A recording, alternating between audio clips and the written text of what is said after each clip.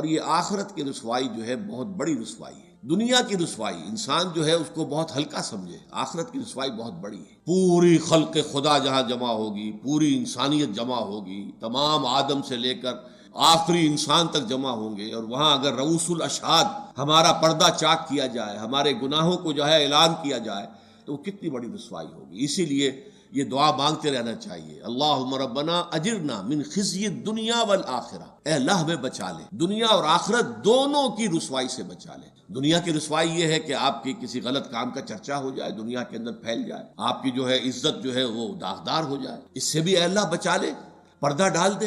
جیسے کہ حضور نے لفظ استعمال کیا، اللہ یتغمدنی ربی برحمتہ، اللہ یہ کہ میرا پروردگار مجھے اپنی رحمت کی چادر تلے ڈھانپ لے۔ اللہ تعالیٰ دنیا میں بھی ہمیں ڈھانپے رکھے اور آخرت میں بھی ڈھانپ لے۔ اے اللہ ہمیں دنیا کی بھی رسوائی سے بچائے رکھ اور آخرت کی رسوائی سے بھی بچا لی۔